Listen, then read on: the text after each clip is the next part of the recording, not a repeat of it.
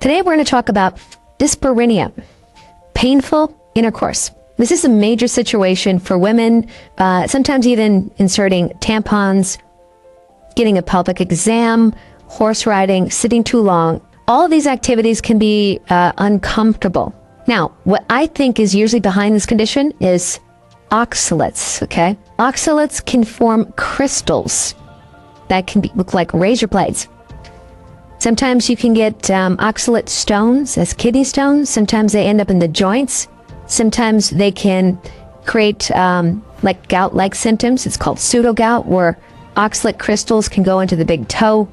But they can also end up in other tissues too, like the vaginal area. And sometimes if you present this theory to your doctor, they might go, oh, well, there's no scientific studies that relate to that. That's just you wasting your time.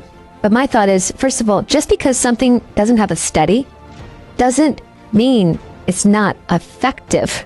I mean, are you just going to wait for the scientific community to do a study on something that there's no profit on? You can't necessarily make any money on it by having a food recommendation, by avoiding certain things. So just because a study hasn't been done doesn't mean that what I'm going to present is not true. I mean, there's a lot of women out there that have been very successful just by making a simple dietary change with maybe a few supplement recommendations. So what do you have to lose, right? So these are the foods that I'm going to recommend that you avoid for a while to see if oxalates are involved. Spinach, beets, grains, beans, potatoes, almonds, peanuts, kiwi, wheat germ, soy, xylitol, which is a common sweetener that a lot of people use on the ketogenic diet, blackberries, chocolate, eggplant, black pepper, Swiss chard, rhubarb, figs, and the spice turmeric. All of these foods have high levels of oxalates, okay? Now realize that the oxalates come from your food, but your body can also make oxalates, and they do form with calcium to make these crystals. So let's say, for example, you accidentally had some spinach, or you had, I don't know, some peanuts or something like that. What you can do to reduce the effect of oxalates is consume some dairy with those products, okay? Now, it's not going to completely eliminate it, but what's going to happen is the calcium in the dairy is going to bind with the oxalates in your digestive system, and less will be absorbed into your blood. So, like, let's say spinach and you have like some cheese, right? Dairy can provide the calcium to reduce the effects of these oxalates. Now, what food can you eat? Well, you can do any of the meats. You can do fish, seafood. You can do eggs. You can do fats.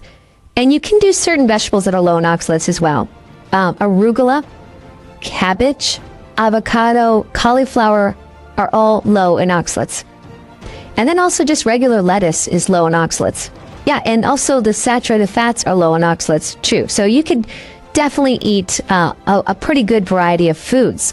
You know, sometimes people will say, well, the diet's too restrictive, I can't do it.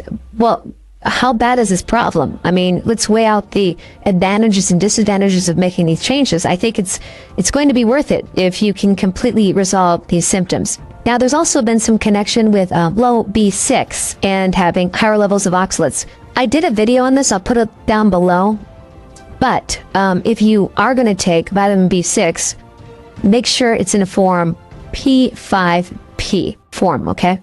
So I'm just going to mention that, and I put some more information down below because I don't want to get sidetracked. But if you add calcium citrate before bed, like just one tablet, that can help you because, again, the calcium will bind with the oxalates, okay? So you can actually minimize that reabsorption, especially if the oxalates are being produced in the digestive system. Normally, there's a microbe in the gut that's supposed to take care of oxalates. So it could be that you just don't have that microbe for some reason. Maybe you took antibiotics at some point and it killed it off and it never came back. I don't know. But this is why a very strong, diversified microbiome in your gut is very helpful to counter this problem as well. The second thing I would recommend is a product called NAG. And this is just a product to help build up the lining of the vaginal canal to help with some of this discomfort as well. You may find that if you add this, things can get a little bit better. And then there's one last product, CMO. Okay, and I'll put a link down below of all the different names. I'm not going to mention brands, but you'll have to pick your own brand. But I just want to kind of give you the general supplement that I would recommend. But I wanted to keep this video short and sweet just to give people an option and put them on the right track into evaluating this specific symptom and resolving it. Now, there's one more important point relating to citrates and oxalates that I did a video on recently. If you have not seen that one, definitely watch that one as well, and I'll put it up right here.